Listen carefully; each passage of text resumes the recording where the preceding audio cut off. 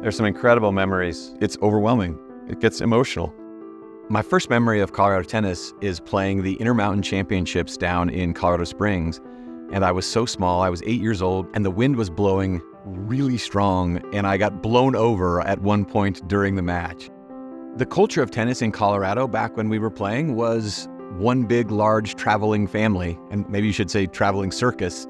We would get dropped off at tournaments, and you would sort of spend a day, and you'd make sure that you didn't miss your match, but in between, you'd come up with games with your friends who were also people that were your opponents. It was really conducive to building some amazing relationships, which is maybe what I appreciate the most about my tennis experience in Colorado.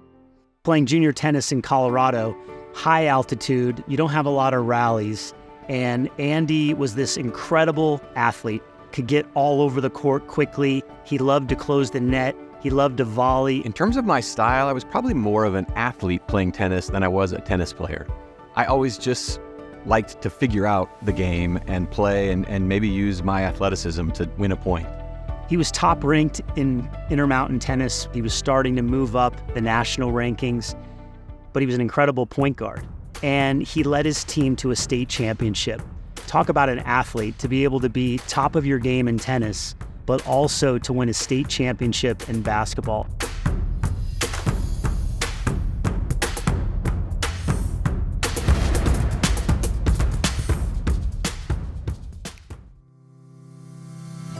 I got a letter from him initially expressing an interest. He was a pretty good player, but his national ranking wouldn't have suggested that he would have been someone we would have really gone after hard. He appreciated the fact that I was an athlete, that I played basketball. He appreciated the fact that I was pursuing a Naval ROTC scholarship.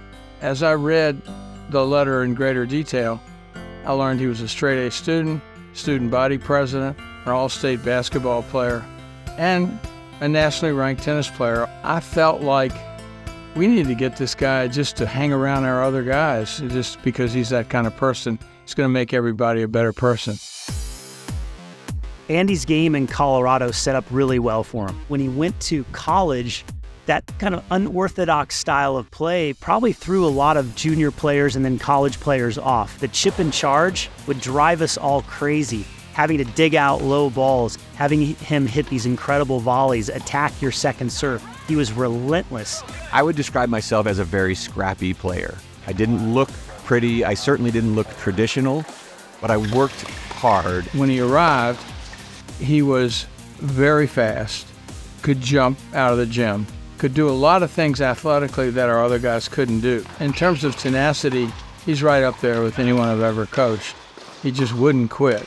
Along with his other teammates, they were able to take Notre Dame from top 20, top 25 in the country to the finals of the NCAA team championships. And that's why I think my trajectory as a player really changed when I got to college, because I was now a part of a team.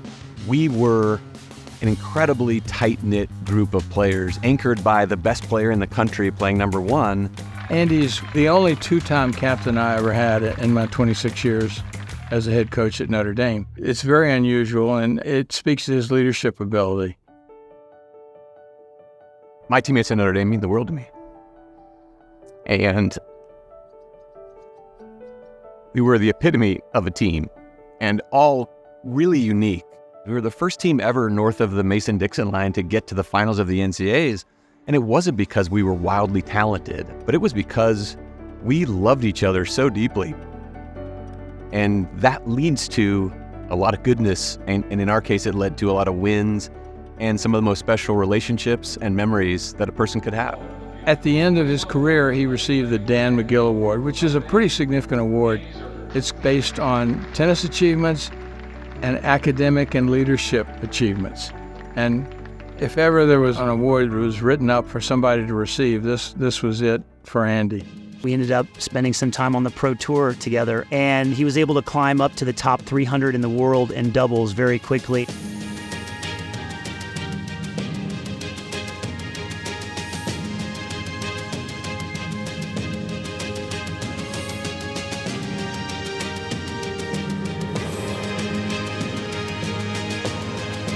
Coaching fills me up, and to be able to play a part in shaping the future of the next generation, what could be more fulfilling than that?